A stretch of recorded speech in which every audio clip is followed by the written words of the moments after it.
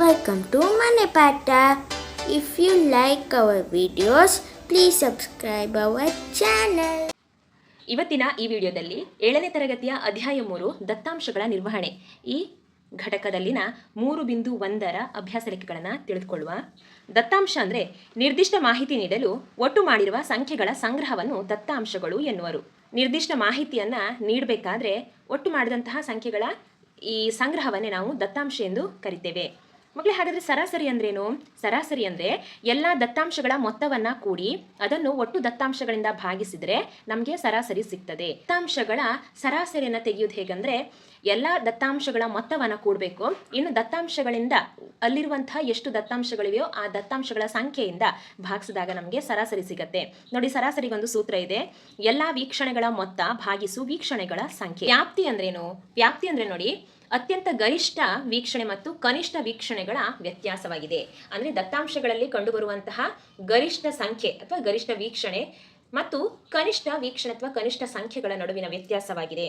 ಹಾಗಾದರೆ ವ್ಯಾಪ್ತಿ ಕಂಡುಹಿಡಿಯಲಿಕ್ಕೂ ಒಂದು ಸೂತ್ರ ಇದೆ, ಗರಿಷ್ಠ ವೀಕ್ಷಣೆ ಕಳೆ ಕನಿಷ್ಠ ವೀಕ್ಷಣೆ. ಗರಿಷ್ಠ ಸಂಖ್ಯೆಯಿಂದ ಕನಿಷ್ಠ ಸಂಖ್ಯೆಯನ್ನು ಕಳಿಬೇಕು. ಅಂದರೆ ನಿಮ್ಗೆ ಕೊಟ್ಟಿರುವಂಥ ದತ್ತಾಂಶಗಳಲ್ಲಿರುವಂತಹ ಗರಿಷ್ಠ ಸಂಖ್ಯೆಯಿಂದ ಕನಿಷ್ಠ ಸಂಖ್ಯೆಯನ್ನು ಕಳೆದಾಗ ನಮಗೆ ಆ ದತ್ತಾಂಶದ ವ್ಯಾಪ್ತಿ ಸಿಗತ್ತೆ. ಅಭ್ಯಾಸ 3.1ರ ಮೊದಲನೇ ಲೆಕ್ಕ ನೋಡುವ. ನಿಮ್ಮ ತರಗತಿಯ ಯಾವುದೇ 10 ವಿದ್ಯಾರ್ಥಿಗಳ ಎತ್ತರಗಳ ವ್ಯಾಪ್ತಿ ಕಂಡುಹಿಡಿಯಿರಿ. ನಿಮ್ಮ ತರಗತಿಯಲ್ಲಿರುವಂತಹ ಒಂದು 10 ವಿದ್ಯಾರ್ಥಿಗಳ ಎತ್ತರಗಳ ವ್ಯಾಪ್ತಿಯನ್ನು ಕಂಡುಹಿಡಿಬೇಕು. ನಮ್ಮ ಶಾಲೆಯಲ್ಲಿರುವಂತಹ 10 ವಿದ್ಯಾರ್ಥಿಗಳ ಹೆಸರನ್ನು ಬರ್ಕೊಂಡಿದ್ದೇನೆ. ಅವರ ಎತ್ತರಗಳು ಸೆಂಟಿಮೀಟರ್ ಇದೆ. ವ್ಯಾಪ್ತಿಯನ್ನು ಕಂಡುಹಿಡಿಯಬೇಕಾದ್ರೆ ಮಕ್ಕಳೇ, ಕೊಟ್ಟಂತಹ ದತ್ತಾಂಶಗಳಲ್ಲಿನ ಗರಿಷ್ಠ ಸಂಖ್ಯೆ ಮತ್ತು ಕನಿಷ್ಠ ಸಂಖ್ಯೆಯನ್ನು ನಾವು ತಿಳ್ಕೊಳ್ಬೇಕು. ಮೊದಲಿಗೆ ಗರಿಷ್ಠ ಸಂಖ್ಯೆ, ಇದರಲ್ಲಿರುವಂತಹ ಗರಿಷ್ಠ ಸಂಖ್ಯೆ ಯಾವುದು? 139. ಇನ್ನು ಕನಿಷ್ಠ ಸಂಖ್ಯೆ ಎಷ್ಟು? 116. ಇವಾಗ ಏನು ಮಾಡಬೇಕಂದ್ರೆ ಗರಿಷ್ಠ ಸಂಖ್ಯೆಯಿಂದ ಅಂತ ಗರಿಷ್ಠ ವೀಕ್ಷಣೆಯಿಂದ ಕನಿಷ್ಠ ವೀಕ್ಷಣೆ ಅಥವಾ ಕನಿಷ್ಠ ಸಂಖ್ಯೆಯನ್ನು ಕಳಿಬೇಕು. 139ರಿಂದ 116 ಕಳೆದಾಗ 23 ಸೆಂಟಿಮೀಟರ್ ಉಳಿಯುತ್ತೆ. ಹಾಗಾದರೆ ಈ ವಿದ್ಯಾರ್ಥಿಗಳ ಎತ್ತರಗಳಲ್ಲಿನ ವ್ಯಾಪ್ತಿ ಎಷ್ಟು? 23 ಸೆಂಟಿಮೀಟರ್. ಎರಡನೇದು ನೋಡಿ, ಮುಂದೆ ನೀಡಿರುವ ತರಗತಿ ಮೌಲ್ಯಮಾಪನದ ಅಂಕಗಳಿಗೆ ಕೋಷ್ಟಕ ರಚಿಸಿ. ನೋಡಿ, ಇಲ್ಲಿ 4, 6, 7, 5, 3, 5, 4, 5, 2, 6, 2, 5, 1, 9, 6, 5, 8, 4, 6, 7 ಇದಿಷ್ಟು ಸಂಖ್ಯೆಗಳಿಗೆ ನೀವೇನು ಮಾಡಬೇಕಂದ್ರೆ ಕೋಷ್ಟಕವನ್ನು ರಚಿಸ್ಕೊಳ್ಬೇಕು. ಹಾಗೆ ಅವುಗಳಿಗೆ ತಾಳೆಪಟ್ಟಿಗಳನ್ನು ಹಾಕಿ ಆ ಮೂಲಕ ಆವೃತ್ತಿಯನ್ನು ಬರ್ಕೊಳ್ಬೇಕು. ಇನ್ನು ಕೊಟ್ಟಿರುವಂಥ ಇಲ್ಲಿ ಪ್ರಶ್ನೆಗಳಿವೆ, ಆ ಪ್ರಶ್ನೆಗಳಿಗೆ ಉತ್ತರಿಸಬೇಕಾಗತ್ತೆ. ಕೊಟ್ಟಿರುವಂಥ ಅಂಕಗಳು ಹೇಗಿವೆ ಅಂದರೆ 1ರಿಂದ 9ರವರೆಗಿದೆ. ಇನ್ನು ತಾಳೆಗೆರೆಗಳು ಒಂದು ಸಲ ಬಂದಿದೆ, ಇನ್ನು 2 ಅಂಕ 2 ಸಲ, 3 1 ಸಲ, ಇನ್ನು 4 3 ಸಲ, ಇನ್ನು 5 ಸಲ, 6 4 ಸಲ, 7 2 ಸಲ, ಹಾಗೆ 8 1 ಸಲ, ಹಾಗೆ 9 1 ಸಲ. ಈ ರೀತಿಯಾಗಿ ಅಂಕಗಳು ವಿದ್ಯಾರ್ಥಿಗಳಿಗೆ ಲಭಿಸಿವೆ. ಹೀಗೆ ಇಲ್ಲಿ ಆವೃತ್ತಿ ಎಷ್ಟು? 1 2 1 3 5 4 2 1 1 ಪಟ್ಟಿಗಳು ಅಥವಾ ತಾಳೆಗೆರೆಗಳು. ಮಕ್ಕಳೇ, ನಿಮಗೆ ಅಲ್ಲಿ ಎಷ್ಟು ಅಂಕಗಳಿವೆ ಅಷ್ಟು ಇಲ್ಲಿ ಗೆರೆಗಳನ್ನು ಹಾಕೋಬೇಕಾಗತ್ತೆ. ಇನ್ನು 5ಅನ್ನು ನಾವು ಹಾಕುವಾಗ 1 2 3 4 ಹೀಗೊಂದು ಅಡ್ಡಗೆರೆನ ಎಳೆದಾಗ 5 ಆಗತ್ತೆ. ಇದು 5 ಅಂತ ಅರ್ಥ. ಇಲ್ಲಿರುವಂತಹ ಒಟ್ಟು ವೀಕ್ಷಣೆಗಳ ಮೊತ್ತ ಎಷ್ಟು ನೋಡುವ. ವೀಕ್ಷಣೆಗಳ ಮೊತ್ತವನ್ನು ಕಂಡುಹಿಡಿಬೇಕಾದ್ರೆ ಇಲ್ಲಿ ಕೊಟ್ಟಿರುವಂಥ ಎಲ್ಲ ಅಂಕಗಳನ್ನು ಕೂಡಬೇಕು. ಈ ಅಂಕಗಳನ್ನು ಕೂಡಿದಾಗ ನಮಗೆ 45 ಉತ್ತರ ಸಿಗತ್ತೆ. ಇವಾಗ ಮೊದಲನೇ ಪ್ರಶ್ನೆ, ಯಾವ ಅಂಕಿಯು ಅತ್ಯಂತ ದೊಡ್ಡದಾಗಿದೆ? ಯಾವ ಅಂಕಿ ಮಕ್ಕಳೇ ದೊಡ್ಡದಾಗಿರುವಂಥ ಅಂಕಿ? 9. ಎರಡನೇದು, ಯಾವ ಅಂಕಿ ಚಿಕ್ಕದಾಗಿದೆ? ಚಿಕ್ಕ ಅಂಕಿ 1. ಇನ್ನು ಮೂರನೇದು, ವ್ಯಾಪ್ತಿ ಎಷ್ಟು ಕೇಳಿದ್ದಾರೆ? ಗರಿಷ್ಠ ಅಂಕ 9ರಿಂದ ಕನಿಷ್ಠ ಅಂಕ 1ಅನ್ನು ಕಳೆದಾಗ 8 ಉತ್ತರ ಸಿಗತ್ತೆ. ಹಾಗಾದರೆ ವ್ಯಾಪ್ತಿ 8. ಇನ್ನು ನಾಲ್ಕನೇದು, ಅಂಕಗಣಿತ ಸರಾಸರಿ. ಹಾಗಾದರೆ ಸರಾಸರಿಯನ್ನು ಕಂಡುಹಿಡಬೇಕು. ಸರಾಸರಿಯನ್ನು ಕಂಡುಹಿಡಬೇಕಾದ್ರೆ ವೀಕ್ಷಣೆಗಳ ಒಟ್ಟು ಮೊತ್ತ ಭಾಗಿಸು ವೀಕ್ಷಣೆಗಳ ಸಂಖ್ಯೆ. ಒಟ್ಟು ಮೊತ್ತ ಎಷ್ಟಿದೆ ಮಕ್ಕಳೇ? ಇಲ್ಲಿ 45 ಇದೆ. ಇನ್ನು ವೀಕ್ಷಣೆಗಳ ಸಂಖ್ಯೆ ಎಷ್ಟಿದೆ? 9 ಇದೆ. ನೋಡಿ, 1 2 3 4 5 6 7 8 9 ವೀಕ್ಷಣೆಗಳ ಸಂಖ್ಯೆ ಇದೆ. ಇವುಗಳನ್ನು ಕೂಡಿದಾಗ ಬಂದಂತಹ ಮೊತ್ತವೇ ವೀಕ್ಷಣೆಗಳ ಒಟ್ಟು ಮೊತ್ತ 45. ನೋಡಿ, 9 9 9 45. ಸರಾಸರಿ ಎಷ್ಟಾಗಾದ್ರೆ 5. ಮೊದಲ 5 ಪೂರ್ಣ ಸಂಖ್ಯೆಗಳ ಸರಾಸರಿಯನ್ನು ಕಂಡುಹಿಡಿಯಿರಿ. ಮಕ್ಕಳೇ, ಪೂರ್ಣ ಸಂಖ್ಯೆ ಅಂದರೆ ಯಾವ ಸಂಖ್ಯೆಯಿಂದ ಪ್ರಾರಂಭ ಆಗುತ್ತೆ? 0 1 2 3 4 ಇದಿಷ್ಟು ಮೊದಲ 5 ಪೂರ್ಣ ಸಂಖ್ಯೆಗಳು.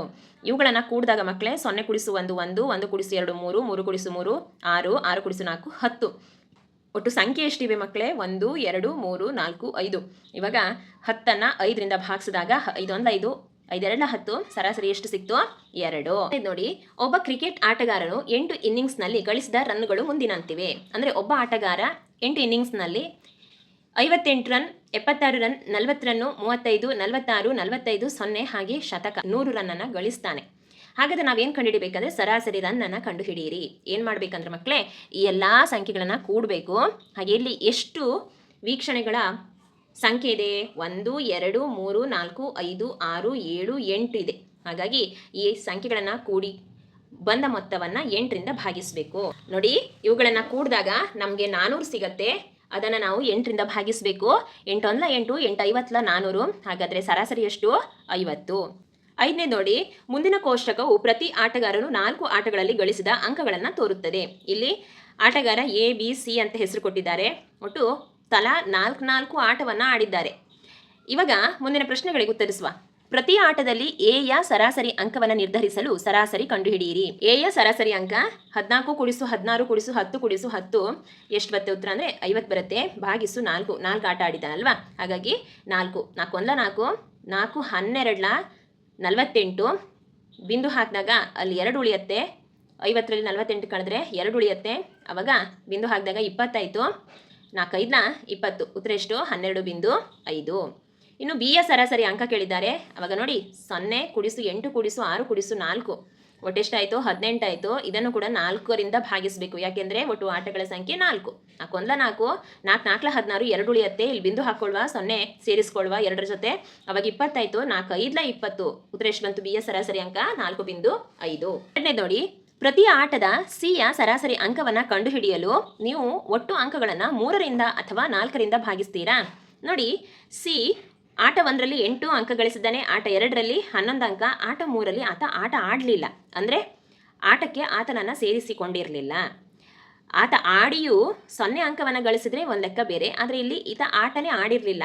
ಯಾವುದರಲ್ಲಿ? ಆಟ 3ರಲ್ಲಿ. ಇನ್ನು ಆಟ 4ರಲ್ಲಿ 13 ಅಂಕವನ್ನು ಆತ ಗಳಿಸಿರ್ತಾನೆ. ಹಾಗಾಗಿ ನಾವು ಎಷ್ಟರಿಂದ ಭಾಗಿಸಬೇಕಾಗತ್ತೆ? 1 2 3 ಆಟದಿಂದ ಭಾಗಿಸಬೇಕಾಗತ್ತೆ. ಅಂದರೆ 3ರಿಂದ ಭಾಗಿಸಬೇಕು. ಯಾಕೆಂದರೆ ಆತ ಏನು ಮಾಡಲಿಲ್ಲ? ಒಂದು ಆಟವನ್ನು ಆತ ಆಡಲಿಲ್ಲ. 4ನೇದು, ಉತ್ತಮ ಪ್ರದರ್ಶನಕಾರ ಯಾರು? ಉತ್ತಮ ಪ್ರದರ್ಶನಕಾರ ಎ. ಇದರಲ್ಲಿ ಗೊತ್ತಾಗುತ್ತೆ ನೋಡಿ, 14 16 10 10 ಈ ಅಂಕಗಳನ್ನು ಅವನು ಪ್ರತಿ ಆಟದಲ್ಲಿ ಆತ ಪಡ್ಕೊಂಡಿರ್ತಾನೆ. ಹಾಗಾಗಿ ಉತ್ತಮ ಪ್ರದರ್ಶನಕಾರ ಎ. 6ನೇದು, ವಿಜ್ಞಾನ ಪರೀಕ್ಷೆಯಲ್ಲಿ ವಿದ್ಯಾರ್ಥಿಗಳ ಒಂದು ಗುಂಪು ಪಡೆದ ಅಂಕಗಳು 100ಕ್ಕೆ 85 76 90 85 39 48 56 95 81 ಮತ್ತು 75 ಆಗಿವೆ. ಅವಾಗ ನೋಡಿ, ಮೊದಲನೇದು ವಿದ್ಯಾರ್ಥಿಗಳು ಗಳಿಸಿದ ಗರಿಷ್ಠ ಮತ್ತು ಕನಿಷ್ಠ ಅಂಕಗಳು. ಇಲ್ಲಿರುವಂತಹ ಅಂಕಗಳಲ್ಲಿ ವಿದ್ಯಾರ್ಥಿ ಗಳಿಸಿದಂತಹ ಗರಿಷ್ಠ ಅಂಕ ಮಕ್ಕಳೇ 95. ಕನಿಷ್ಠ ಅಂಕ ಎಷ್ಟು ಅಂದರೆ 39. ಹಾಗಾದರೆ ಗಳಿಸಿದ ಅಂಕಗಳ ವ್ಯಾಪ್ತಿ ಗರಿಷ್ಠದಿಂದ ಕನಿಷ್ಠವನ್ನು ಕಳಿಬೇಕು. 95ರಿಂದ 39 ಕಳೆದಾಗ 56 ಉತ್ತರ ಬರುತ್ತೆ. ಹಾಗಾಗಿ ಗಳಿಸಿದ ಅಂಕದ ವ್ಯಾಪ್ತಿ 56. ಗುಂಪು ಗಳಿಸಿದ ಸರಾಸರಿ ಅಂಕವನ್ನು ಕಂಡುಹಿಡಿಯಿರಿ. ಆ ಗುಂಪು ಪಡ್ಕೊಂಡಂತಹ ಎಲ್ಲ ಅಂಕಗಳನ್ನು ಏನು ಮಾಡಬೇಕು? ಕೂಡಬೇಕು. ಕೂಡಿದಾಗ ನಮಗೆ 730 ಉತ್ತರ ಸಿಗತ್ತೆ. ಆ ಗುಂಪಿನಲ್ಲಿರುವಂತಹ ವಿದ್ಯಾರ್ಥಿಗಳ ಸಂಖ್ಯೆ 1 2 3 4 5 6 7 8 9 10 ವಿದ್ಯಾರ್ಥಿಗಳಿದ್ರು ಆ ಗುಂಪಿನಲ್ಲಿ. ಹಾಗಾಗಿ 10 ಭಾಗಿಸು 730 ಮಾಡಬೇಕು. 10 73 730. ಹಾಗಾದರೆ ಸರಾಸರಿ ಎಷ್ಟು? 73. ಅನುಕ್ರಮವಾಗಿ 6 ವರ್ಷಗಳಲ್ಲಿ ಒಂದು ಶಾಲೆಯ ದಾಖಲಾತಿ ಮುಂದಿನಂತೆ ಇತ್ತು. ಒಂದು ಶಾಲೆಯಲ್ಲಿ 6 ವರ್ಷಗಳ ಕಾಲ ನಡೆದಂತಹ ದಾಖಲಾತಿ ಆಂದೋಲನದಲ್ಲಿ ಶಾಲೆಯ ದಾಖಲಾತಿ ಎಷ್ಟಿದೆ ಅಂದರೆ 1555, 1670, 1750, 2013, 2540, 2820 ಇದೆ. ಆ ಅವಧಿಯಲ್ಲಿ ಶಾಲೆಯ ಸರಾಸರಿ ದಾಖಲಾತಿಯನ್ನು ಕಂಡುಹಿಡಿಯಿರಿ. ದಾಖಲಾತಿ ಎಷ್ಟಾಗತ್ತೆ ಅಂದರೆ, ಮೊದಲಿಗೆ ಕೊಟ್ಟಿರುವಂತಹ ಆ ಸಂಖ್ಯೆಗಳು ಅಂದರೆ ದಾಖಲಾದಂತಹ ವಿವರಗಳಲ್ಲಿರುವಂತಹ ಸಂಖ್ಯೆಗಳನ್ನು ಕೂಡಬೇಕು.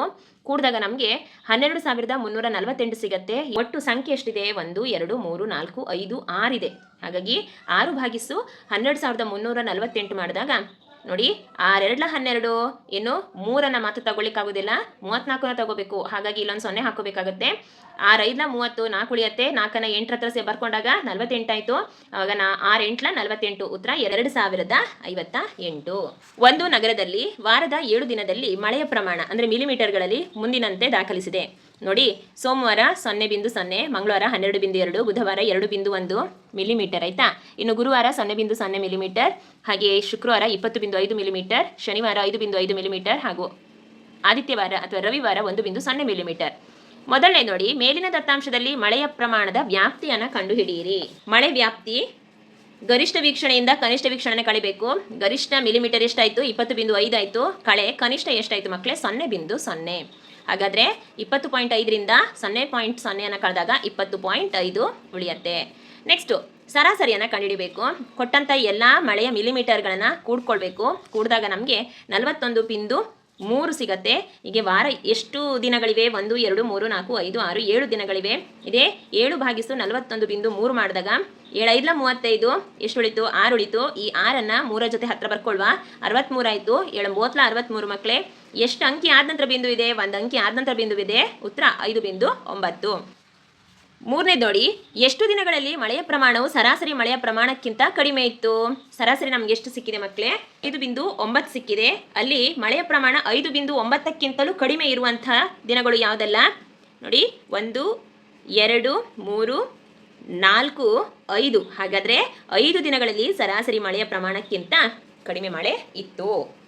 10 ಹುಡುಗಿಯರ ಎತ್ತರಗಳನ್ನು ಸೆಂಟಿಮೀಟರ್ನಲ್ಲಿ ಅಳತೆ ಮಾಡಿದಾಗ ದೊರೆತ ಫಲಿತಾಂಶಗಳು ಮುಂದಿನಂತಿವೆ. 135 centimetre, 150 centimetre, 139 centimetre, 128 centimetre, 151 centimetre, 132, 146, 149, 143 ಮತ್ತು 100 ಸೆಂಟಿಮೀಟರ್ ಇದೆ.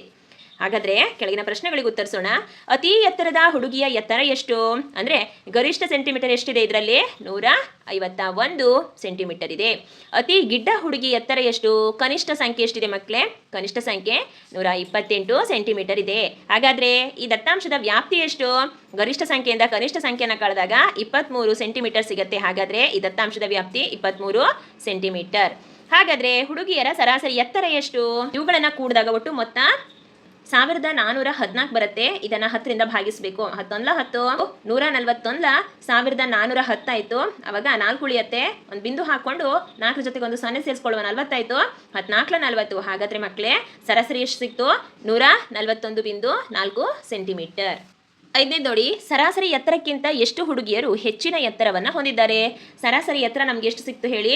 141.4 ಸಿಕ್ತು.